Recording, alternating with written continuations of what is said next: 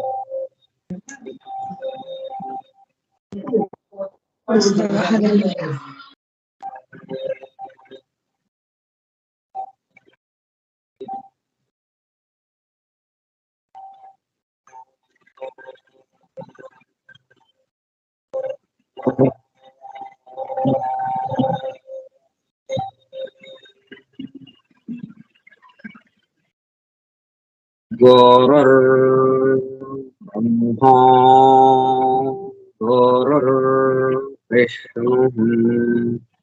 गुरुर्देवो महेश्वरः गुरुः साक्षात्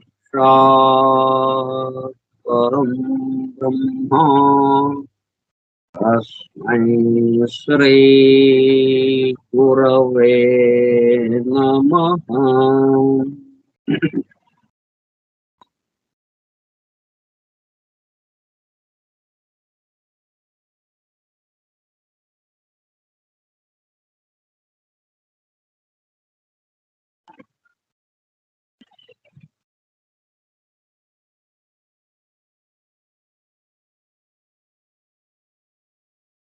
వాసుదేవ హల్లెలూయా.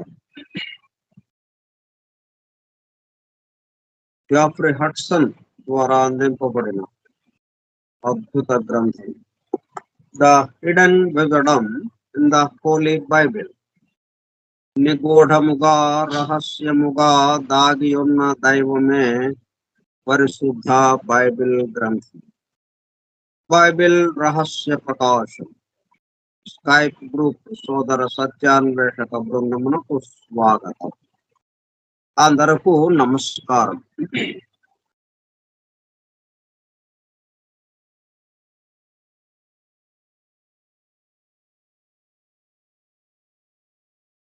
మనం దైవం కేసి దైవవాణి వినటానికి గాని దైవాన్ని దర్శించడానికి గాని వెళ్ళబోయే ముందు మనకు ఉన్నటువంటి పరిస్థితి ఏంటో, మనం ఎటువంటి పరిస్థితుల్లో ఉంటే అటువైపుకి మరలుతామో అవి ఇప్పుడు మనకి సంకేతంగా చెప్తున్నారు. Earth quake, wind and fire అంటే 3 స్థాయిల్లో, భౌతికంగా, అట్లాగే కామ కామ శరీరం, కామ స్థాయిలో, మానసిక స్థాయిలో. ఇట్లా ఈ 3 స్థాయిల్లో మన యొక్క పరిస్థితి ఎలాగుంటుంది, మన స్థితి ఎలాగ ఉంటుంది, అది సంకేతంగా వీటితో పోలుస్తూ చెప్పారనమాట.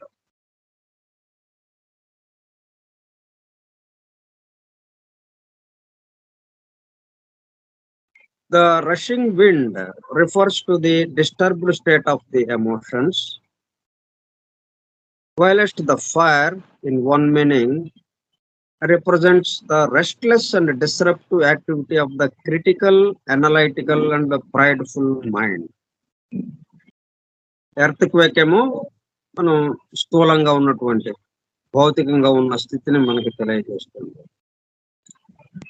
విండ్ వచ్చేసి, రషింగ్ విండ్ వచ్చేసి ఇక మనకి ఎమోషన్స్, ఉద్వేగాలు, ఆవేశాలు, భావోద్వేగం, వీటికి సంబంధించినటువంటి ఉద్వేగ కక్షకి సంబంధించినటువంటి మనోవికారాలకి సంబంధించినటువంటి భావాలు, ఉద్వేగాలు, ఆవేశాలు వీటికి సంబంధించినటువంటి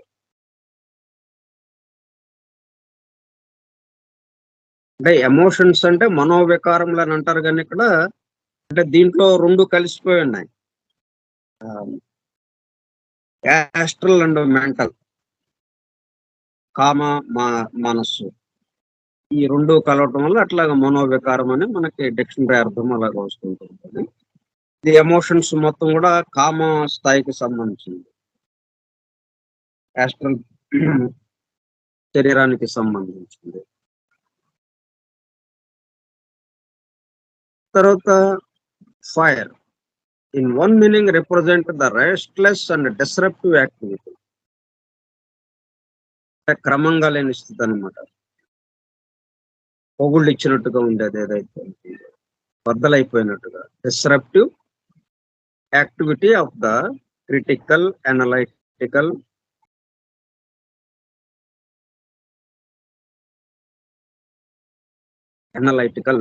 అండ్ ప్రైడ్ఫుల్ మైండ్. అంటే మైండ్ ని తెలియజేస్తుంది అనమాట ఇది. మైండ్ ఏ స్థితిలో ఉంది? మనస్సు రెస్ట్లెస్,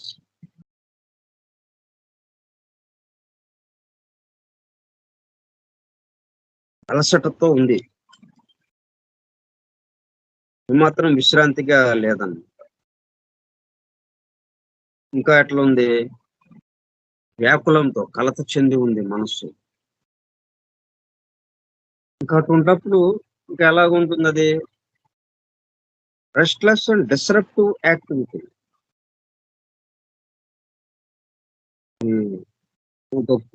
నుంచున్న నేల బద్దలైపోతుందా అన్నట్టుగా మనసులో భావన ఉంది.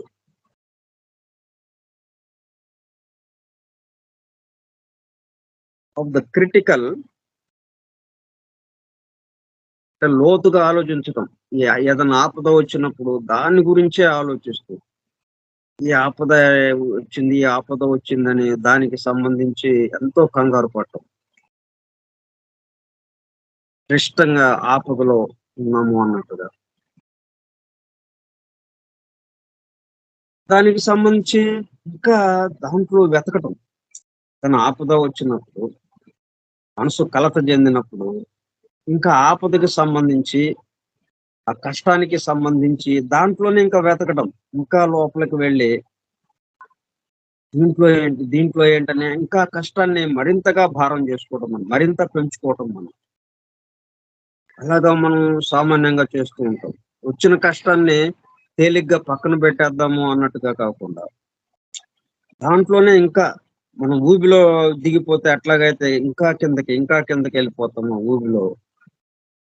మనం కదిలామంటే ఇంకా అడుక్కే గాని పైకి రాము కదా. పైకి వద్దామన్నట్టుగా మనం కదిలాము. దాని నుంచి బయటపడదాం అన్నట్టుగా. ఇంకొంచెం లోపలికి కూరుకుపోయాం. ఇంకొంచెం కదిలాం. ఇంకా లోపలికి కూరుకుపోయాం. అట్లాగా ఉంటుంది. క్రిటికల్, ఎనలైటికల్, అనలిటికల్ అంటే దాంట్లోనే ఇంకా అంటే ఇక్కడ ఏదో పెద్ద విషయం ఉందన్నట్టుగా దీంట్లో ఎలాగా ఈ ఊబిలో నుంచి మనం ఎలాగా తప్పించుకోవాలా అని చెప్పి అటు ఇటు వెతుకుతుంటే ఇంకా కూరుకుపోవటం జరుగుతుంది. అనలిటికల్ విభజించి దాన్ని పరిశీలించటం. ఆ కష్టాన్నే విభజించి పరిశీలించే కొంది కష్టం ఇంకా పెరిగిపోతూ ఉంటుంది. అండ్ ప్రైడ్ఫుల్ మైండ్ అంటే మనం ఏ విషయమైనా కానీ ఇట్లా క్రిటికల్ గా, ఎనాలిటికల్ గా, ప్రైడ్ఫుల్ గా అంటే కొంచెం అహంభావంతో, అహంకారంతో, గర్వంతో తాను గొప్పగా ఊహించుకోవటం. మన మనస్సు యొక్క స్థితి ఎలాగుంది? ఈ పద్ధతిలో ఉండటం వల్ల అప్పుడు ఏమైంది? Disturbed state of the restless and disruptive activity వచ్చేస్తుంది. కష్టాల్లో కూరుకుపోవటం జరుగుతుంది. కాబట్టి ఈ 3 కూడా మనకి భౌతికంగా, కామ రూపంగా అట్లాగే మానసికంగా మన పరిస్థితి ఎలాగ ఉందో మన స్థితిని తెలియచేస్తూ దానికి సంకేతంగా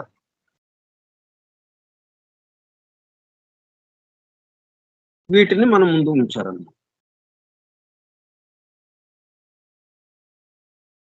మామూలుగా రాయొచ్చు కదా! ఇలాగా ఉన్న స్థితిని, ఇట్లాగా ఉంది ఈ స్థితి అని రాసుకుంటా రావచ్చు కదా!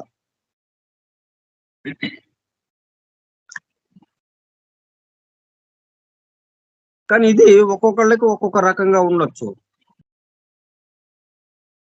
వీటిని తెలియజేస్తుంటే ఈ earthquake, wind and fire, rushing wind and fire వీటితో పోలిస్తే ఇప్పుడేంటంటే అందరికి కామన్‌గా మొత్తం ఎవరికైనా గాని ఈ పద్ధతిలో ముందు వస్తుంది. దాంట్లో కొంచెం ఎక్కువ, తక్కువలు తేడా ఉండొచ్చు. ఇప్పుడు ఏలియా అనుభవించిన స్థితి ఏదైతే ఉందో, అదే స్థితిని ఇక్కడ వర్ణించి ఉంటే, వీటితో పోల్చకుండా, అతని యొక్క స్థితిని ఉన్నదున్నట్టుగా వర్ణిస్తే, ఇప్పుడు అంతకన్నా ఎక్కువ బాధపడేవాళ్ళు ఉండొచ్చు. అంతకన్నా తక్కువ బాధపడేవాళ్ళు ఉండొచ్చు. అలాగే బాధపడేవాళ్ళు ఉండొచ్చు. ఇట్లా 3 రకాల వాళ్ళు మనకి తగులుతూ ఉంటారు. కాబట్టి అతనిలాగానే అనుభవించిన వాళ్ళకి అతనితో పోల్చుకోవడం జరుగుతుంది. ఎక్కువ వాళ్ళు ఈ ఏలియాది కాదు ఇంకా వేరే ఏదో కావాలి అన్నట్టుగా మనకనిపిస్తుంది. తక్కువ అనుభూతి, తక్కువ కష్టాలు ఉన్నవాళ్ళు ఈ ఏలియా కాదు ఇంకొకళ్ళది ఏదో కావాలి అన్నట్టుగా ఉంటుంది. అట్లా గాకుండా ఈ ఏలియాకి పరిస్థితి ఎలాగ ఉంది అంటే, ఈ మూడిటితో పోల్చేటప్పుడు కల్లా ఎవరిదైనా గాని ఈ మూడిటికి సంబంధించిందిగానే ఉంటుంది. ఎక్కువ ఉండొచ్చు, తక్కువ ఉండొచ్చు గాని. ఆ తమాషాలో ఎక్కువ ఇంకా తీవ్రమైనగా ఉండొచ్చు. లేకపోతే మధ్యస్థంగా ఉండొచ్చు. లేకపోతే కొంచెం తక్కువగానన్నా ఉండొచ్చు. మొత్తానికి ఎర్త్‌క్వేక్ అన్నాము. భూకంపం అన్నాము. ఆ స్కేల్ మీద అది 3 పాయింట్లో, 4 పాయింట్లో వస్తే చాలా కొంచెంగా కదిలింద కొంచెంగా కంపించిందండి అని అంటాం. అంత ప్రమాదం ఏమి లేదు అంటాం. అలాగే 5, 6 దగ్గరికొచ్చినప్పటికల్లా కొంచెం తీవ్రంగా కొద్దిగా ఎక్కువే కంపించిందండి.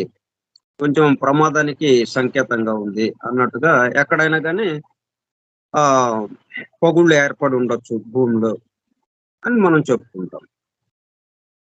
ఇక 7, 8కి ఎళ్ళిపోయిందనుకోండి. రెక్టర్ స్కేల్ మీద 8 దాకా ఎళ్ళిపోతే భూకంపం 9 దాకా అప్పుడు బిల్డింగ్‌లన్నీ పడిపోవటం అంతా గందరగోళం. చాలా తీవ్ర స్థాయిలో భూకంపం వచ్చింది.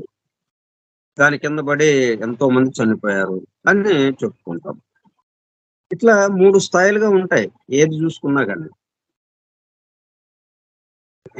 అందుకని భూకంపము అనే దాంతో మనం పోల్చుకున్నామనుకోండి, దానికి తగ్గట్టుగా మనకి ఏదైతే అది అన్నట్టుగా అవుతుంది. ఏలియా స్థితే కాకపోతే భూకంపంతో పోల్చారు గాబట్టి, భూకంపంతో అది ఎంతైతే ఉందో మనకి ఎంత తీవ్రంగా ఉందో దాన్ని బట్టి మనం ఊహించుకోవచ్చు.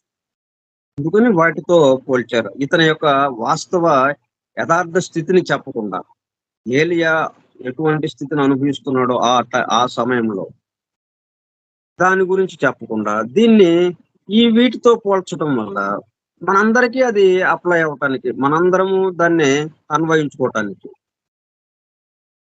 తేలికవుతుంది గాబట్టి ఈ పద్ధతిలో మనకిస్తున్నారు. The lord was not in any of these 3 phenomena. మరి ఆయనకేంటి చెప్పింది? నువ్వు ఆయన్ని కలుసుకో వెళ్లి. ఆయనతో సంభాషించు అని గదా! ఆయన కోసం వెతుకుతున్నాడు. వెతుకుతుంటే ముందు ఎర్త్‌క్వేక్ వచ్చింది. ఆయన కనపడలేదు. నిన్న చదువుకున్నాం గదా! మనం బైబిల్‌లో పాత నిబంధన గ్రంథంలో. తర్వాత రషింగ్ విండ్ వచ్చింది. పెనుగాలి. దాంట్లో గూడా ఆయనేమి కనపడల తనకి. తర్వాత ఫైర్ వచ్చింది. మెరుపులు మెరిసినాయి. దాంట్లో గూడా ఆయన కనపడలేదు. అంటే వీటిల్లో కాకుండా the lord was not in any of these 3 phenomena అంటే వ్యక్తమైనటువంటి, దృగ్గోచరమైనటువంటి విషయాలకి ఫినామినా అంటాం. కేవలం మనసు మాత్రమే నేరుగా గ్రహించగల భావము. ఇట్లా కంటితో కూడా మనకి మన పంచేంద్రియాలకు అందేది కూడా phenomena. These three phenomena, the Lord was not in any of these three phenomena, but after they had passed, a great peace descended upon Elia. అంటే అతను ఎటువంటి పరిస్థితుల్లో ఉన్నాడు? అందరినీ చంపేశారు. ఇతను ఒక్కడే మిగిలి ఉన్నాడు. దేనికి చంపేశారు? దైవం కోసం పోరాడుతుంటే, దైవం కోసం నిలబడితే దానికి వ్యతిరేకులైన వాళ్ళు వీళ్ళందరినీ చంపేశారు. ఇంకా ఇతను ఒక్కడు అలాగ నిలబడి ఉన్నాడు. ఎట్లాగా దైవం తరఫున మాట్లాడడానికి నేను ఒక్కడిని ఎలాగా సరిపోతానా? నాకు బలం ఇవ్వు అన్నట్టుగా ఇతను చూస్తుంటే, నువ్వు కొండ పైకి రా, నీతో దైవం సంభాషిస్తాడు అని ఆ శరీరవాణి పలికింది. సరే, ఆయన కోసమని చూస్తుంటే పెద్ద భూకంపం వచ్చింది. ఆ భూకంపంలోనూ ఆయన లేడు. భూకంపం తగ్గిన తర్వాత కూడా ఆయన ఏమీ కనపడలేదు. ఆ తర్వాత రషింగ్ విండ్, పెనుగాలి వచ్చింది, తుఫాను గాలి. అన్ని కొట్టుకుపోతున్నట్టుగా అయిపోయింది. అక్కడ దాంట్లోనూ ఆయన కనపడలేదు. పెనుగాలి సమసిపోయింది, గాలి అంతా ఆగిపోయింది, ప్రశాంతత ఏర్పడింది. కానీ అక్కడ కూడా ఆయన కనపడలేదు. ఆ తర్వాత ఫైర్, మెరుపులు మెరిసినాయి. మనం వర్షం రావడానికి ముందు ఆకాశంలో ఎలాగైతే మెరుపులు ఎలా ఉంటాయో, ఆ ఉరుము శబ్దానికన్నా ముందు కాంతి కనిపిస్తుంది మనకి. కాంతి కనిపించిన తర్వాత అప్పుడు అక్కడి నుంచి శబ్దం ప్రయాణం చేసేటప్పుడు, అంటే కాంతి వేగము ఎక్కువ, శబ్ద వేగము కొంచెం తక్కువ. అందువల్ల ఏమవుతుంది, రెండిటికి యొక్క వేగము సమంగా లేదు. అందువల్ల ఏమైంది, ముందు మనకి కాంతి కనిపిస్తుంది, ఆ మెరుపు. దాని తర్వాత ఉరుము వినిపిస్తుంది మనకి. ఆ ఉరుము శబ్దం కూడా మెరుపుతోనే వచ్చింది. మెరుపు, ఆ ఉరుము రెండు ఒకేసారిగా వచ్చినాయి. కానీ మన దగ్గరకు వచ్చినప్పుడు కల్లా కాంతిని ముందు చూస్తాము, శబ్దాన్ని తర్వాత వింటాము. అట్లా దాంట్లో కూడా ఏమీ కనపడలేదు ఆయన. అది కూడా సమసిపోయింది. అంటే ఇతని యొక్క ఆందోళన ఆ 3 రకాలుగా వ్యక్తీకరింపబడింది అనమాట. ముందు భౌతికంగా వెళ్ళిపోయింది, తర్వాత కామంగా వెళ్ళిపోయింది, తర్వాత మానసికంగా వెళ్ళిపోయింది. అంటే ముందు భౌతికంగా అమ్మయ్య అనుకున్నాడు. తర్వాత ఆ కామ శరీరంలో ఆ కోరికలకి దగ్గర ఆ ఎమోషన్స్, ఆ ఉద్వేగాలు, ఆవేశాలు, వాటి దగ్గర కొంచెము ప్రశాంతత ఏర్పడింది. అక్కడి నుంచి మానసికంగా అక్కడ ప్రశాంతత ఏర్పడింది. ఇప్పుడు ఎలాగా ఉంది? The Lord was not in any of these three phenomena, but after they had passed, a great peace descended upon Elijah. ఆ 3 వెళ్ళిపోయిన తర్వాత అంటే ఇతని లోపల ఏమైంది, ప్రశాంతత ఏర్పడింది. అంటే మనం మురుగునీళ్ళు మనం నీళ్లు పడతాం, ఒక్కోసారి మట్టితో కలిసి వస్తుంది. వర్షాకాలం అప్పుడు మనం మున్సిపల్ వాటర్ పట్టినప్పుడు మనం కొంచెం మట్టితో కలిసి వస్తుంది. అది బురదగా ఉంటాయి, బురద నీళ్లుగా ఉంటాయి. అప్పుడు వాటిని ఏం చేస్తాం, దాన్ని అలాగా కదపకుండా ఉంచితే కొద్దిసేపటికి నెమ్మదిగా ఆ బురదంతా అడుక్కి చేరుతుంది. స్వచ్ఛమైన జలం పైన అలా చేరుకుంటుంది. బురదంతా అడుక్కు వెళ్ళిపోతుంది, స్వచ్ఛమైన జలం పైన అలా తేరుతుంది. ఇట్లాగా ఆ మురికి, అంటే ఈ 3 రకాలైనవి కలిసిపోయి ఉన్నాయి ఇప్పుడు ఇతను. ఇటు భౌతికంగా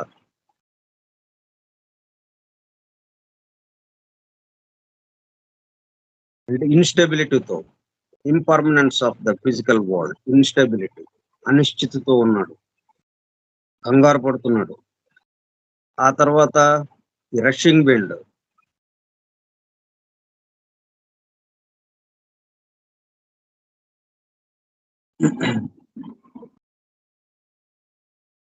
తర్వాత ఫైర్,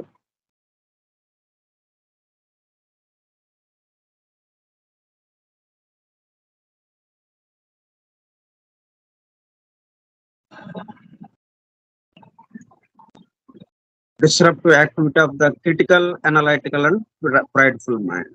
ఇప్పుడు అవన్నీ ఆ బురదంతా చేరుకుంది. అవన్నీ వెళ్ళిపోయినాయి. అవన్నీ వెళ్ళిపోయినాయి అంటే దేంట్లో కలిసిపోయింది? ప్రశాంతతలో కలిసిపోయింది.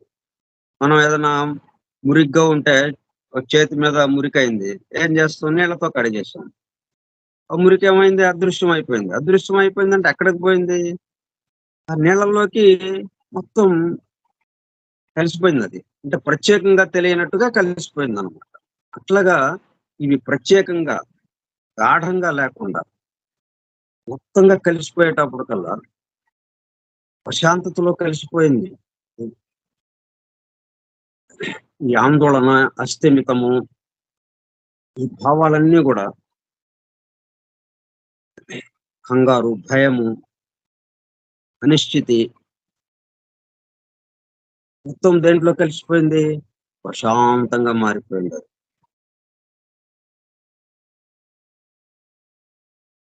అప్పుడేమైంది? After they had passed a great peace descended upon Elijah. ఓ పరమ ప్రశాంతమైన స్థితి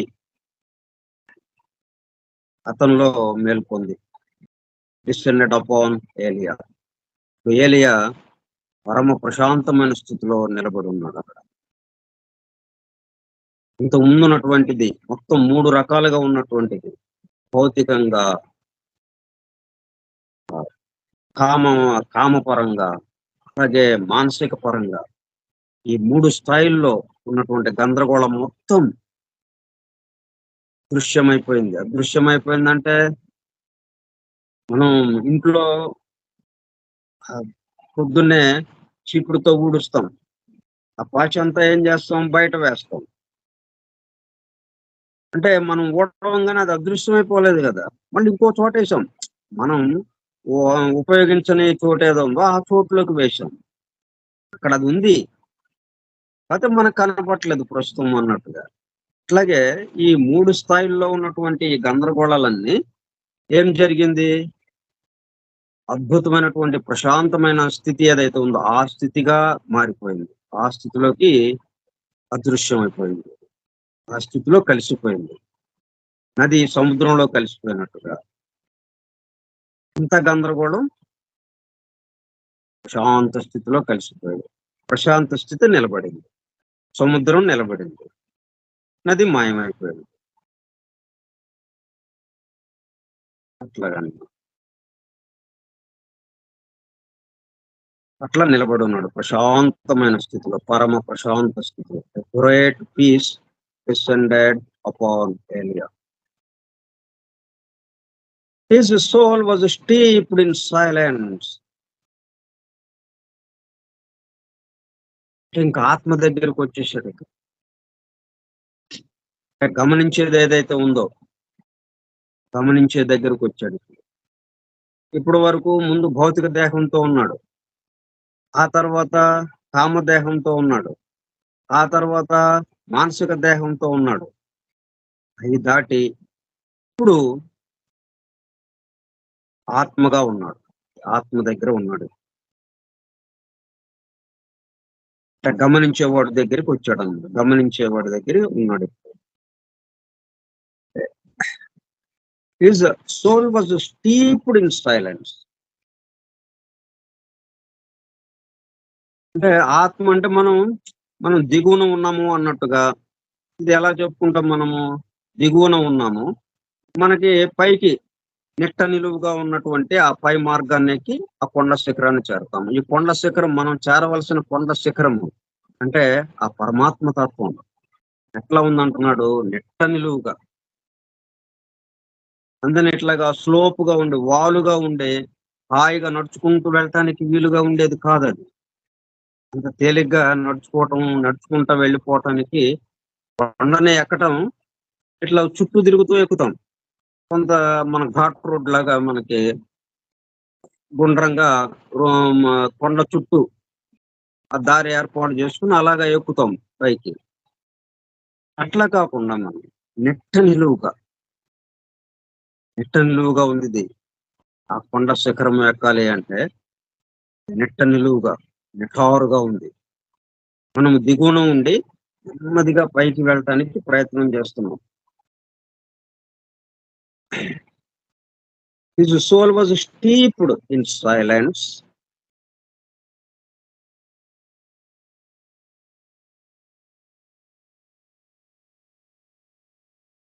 And in that stillness, the voice of the silence, the still small voice of God was heard. ఇప్పుడు ఏదో ఒకటి ఉంటుంది. ఇంకే గందరగోళం ఉంది. ఈ గందరగోళం అంటే అంతకుముందే ప్రశాంత స్థితిలో, నిశ్శబ్ద స్థితిలో ఈ గందరగోళం వచ్చింది. అంటే నిశ్శబ్దమా ప్రశాంత స్థితే, నిశ్శబ్ద స్థితే శబ్దముగా మారింది. నీరే మంచుగడ్డ కట్టుకున్నట్టు. మరలా ఏమైంది? ఈ గందరగోళ స్థితి అంతా అదృశ్యమైపోయింది. గందరగోళ స్థితి అంతా మరలా ఈ గందరగోళ స్థితి అనే ఆ మంచుగడ్డ ఏమైంది? కరిగిపోయింది. కరిగిపోయేటప్పుడు కల్లా మళ్ళీ వెనక ఉన్నటువంటి ఆ శబ్దం ఆ జలముగా మారిపోయింది. అంటే ఇక్కడ శబ్దముగా ఉన్నటువంటి ఈ గందరగోళం అంతా అంతకు ముందు ఏదైతే ఉందో ఆ నిశ్శబ్దంలోకి వెళ్ళిపోయింది. శబ్దమే శబ్దముగా మారింది. మరలా శబ్దము నిశ్శబ్దంగా వెళ్ళిపోయింది, వెనక్కి వెళ్ళిపోయింది. అట్లాగా was steeped in silence. Your soul was steeped in silence and in that stillness నిశ్చల స్థితిలోకి వెళ్ళిపోయాడు. గందరగోళం లేదు. ఈ గందరగోళం అంతా ఏమైంది? ప్రశాంత స్థితికి వచ్చేసింది. శబ్దం అంతా నిశ్శబ్దంలోకి వచ్చేసింది. సైలెన్స్, ప్రశాంత స్థితి, పరమ ప్రశాంత స్థితి.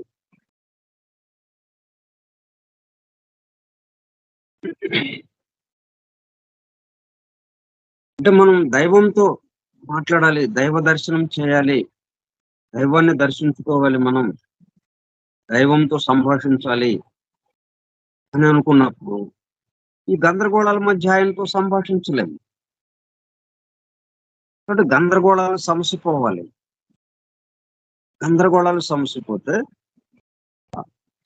ఇప్పుడు ఆ సైలెన్స్ ని మనము అనుభూతి చెందడానికి అవకాశం ఉంది. అండ్ ఇన్ దట్ స్టిల్నెస్ పూర్తిగా నిశ్శబ్దం అయిపోయింది, పరమశాంతముగా ఉంది, ఏమాత్రము కదలిక లేదు, నిశ్చల స్థితిలాగా ఉంది. అప్పుడేమైంది? And in that stillness the voice of the silence, మౌనవాణి అంటాము. వాయిస్ ఆఫ్ ద సైలెన్స్ అనే మనకి బ్లావెట్స్ కి కూడా ఒక చిన్న గ్రంథం రాసింది, the voice of the silence.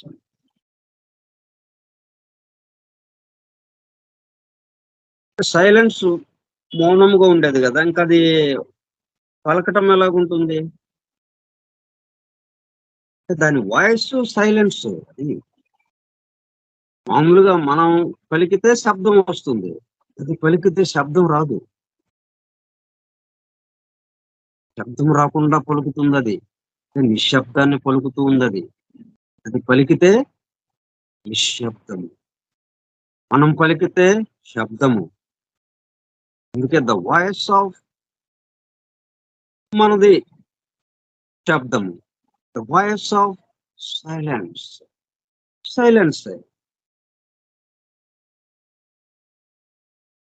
Silence ను పలుకుతుంది అది, అందుకే మౌనవాణి అన్న. Silence. The still small voice of God was heard. ఇప్పుడు వినిపించింది ఆ దైవవాణి. ఆకాశవాణి లాగా పెద్ద శబ్దంతో వినపడలా.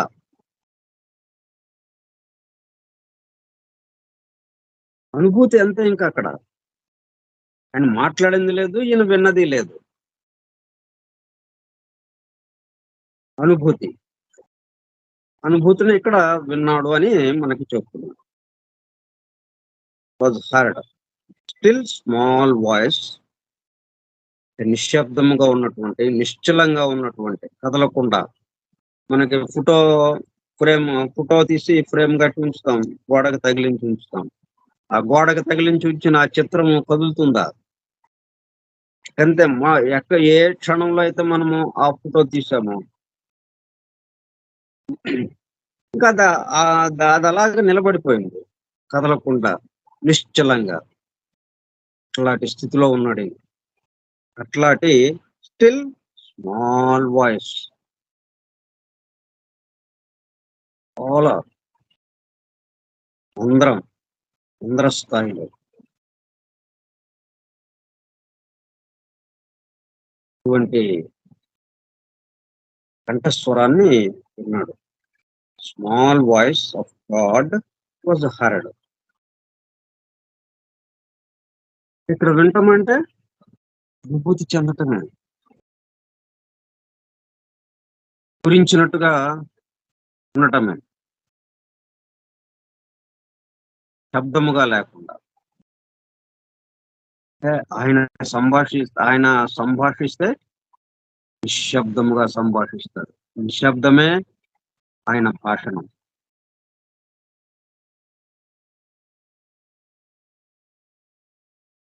ప్రశాంత స్థితిలో ఇప్పుడు ఏలియా ఉండగా ఆ దైవవాణి వినపడింది ఆయనకు.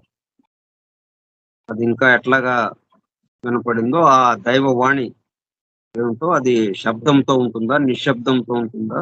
వాయిస్ ఆఫ్ ది సైలెన్స్ అంటున్నాం కదా. సైలెన్స్ యొక్క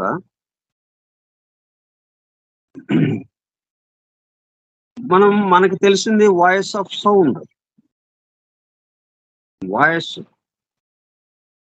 కంఠం నుంచి ఏదైనా మాట్లాడాలంటే శబ్దంతో వస్తుంది.